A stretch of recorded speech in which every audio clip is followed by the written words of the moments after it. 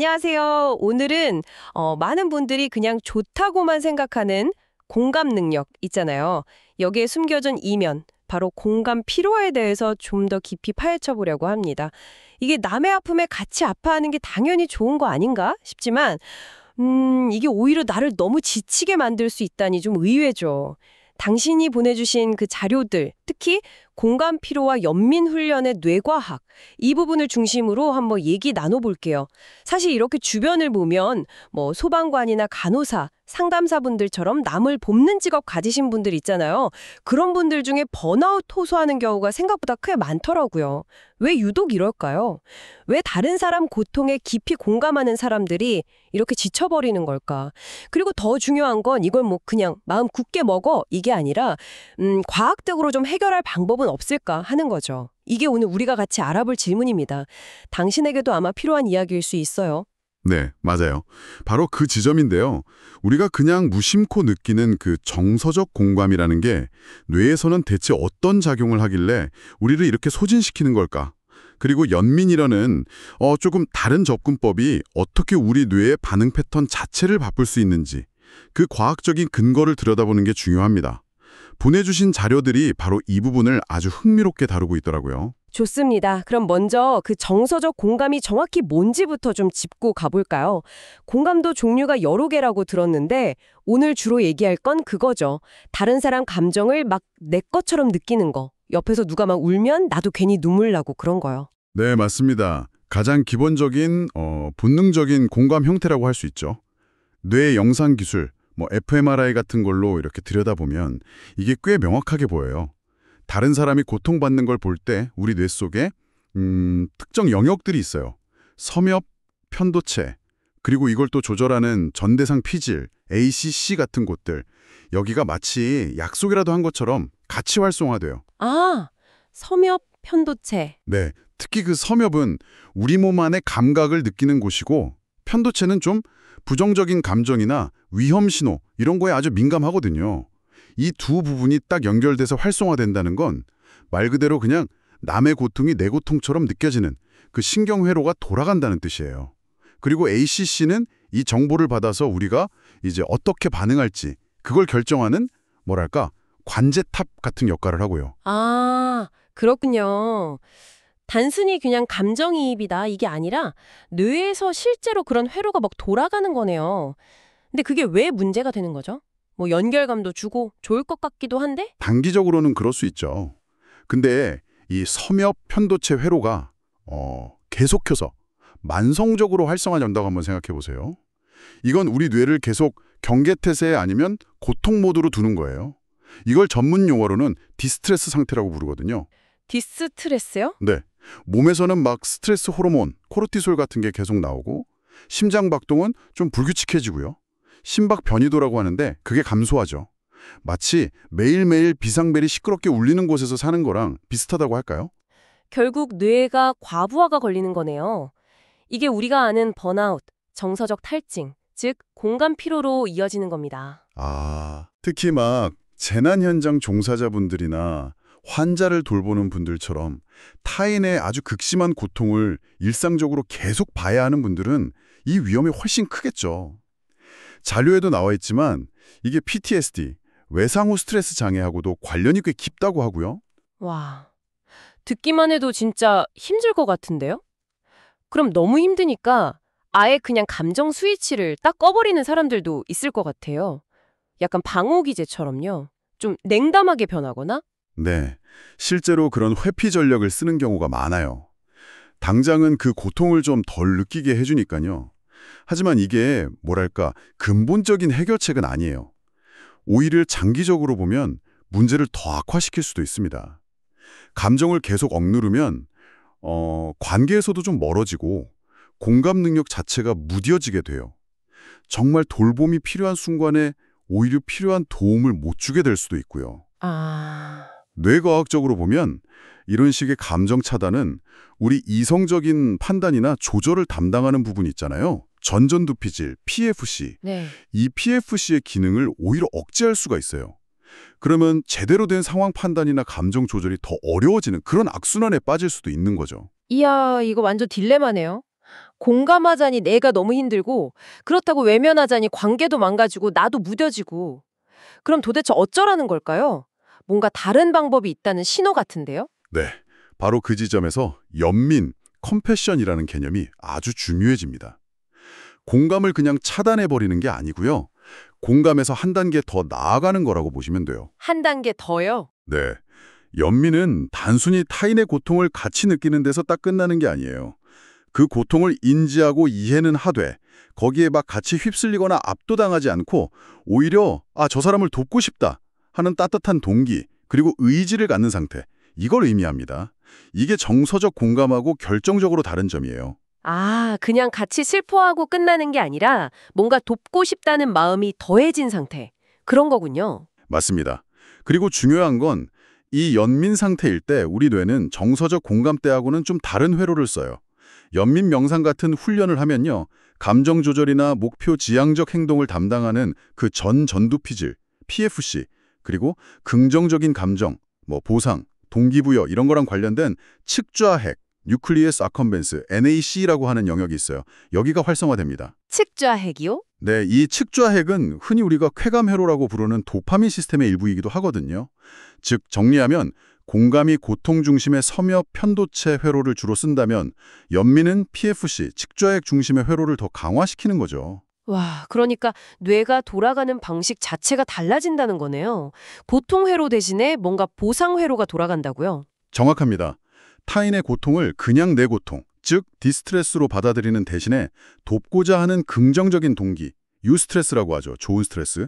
이걸로 전환하고 그 과정에서 심지어 보람이나 따뜻함 같은 긍정적인 감정까지 느끼게 되는 거예요. 뇌가 고통에 잡아먹히는 게 아니라 오히려 이걸 통해서 성장하고 회복할 수 있는 길을 여는 셈이죠. 와, 이거 정말 흥미로운데요. 이게 그냥 뭐 이론적인 이야기가 아니라 실제 연구로도 증명이 된 건가요? 네, 그럼요. 보내주신 자료에도 몇 가지 연구가 소개되어 있잖아요.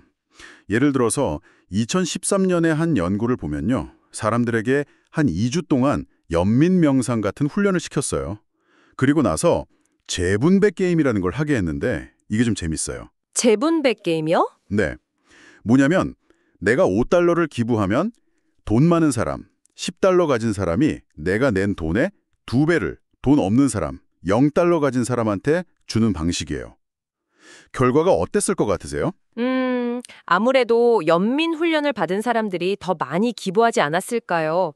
돕고 싶은 마음을 키웠으니까요. 네, 정확해요. 연민 훈련 그룹이 그냥 상황을 객관적으로 분석하도록 훈련받은 그룹보다 훨씬 더 많은 돈을 기부했어요. 근데 더 중요한 건 뇌 활동을 봤더니 연민 훈련 그룹은 아까 말한 그 전전도피질하고 측좌핵 사이의 연결성, 이걸 커플링이라고 부르는데 이 연결이 눈에 띄게 강해졌다는 거예요. 마치 두 부서가 협력을 더 잘하게 된 것처럼요. 아, 연결성이요? 네. 그리고 이 연결성이 강하면 강할수록 더 많이 기부하는 경향을 보였죠.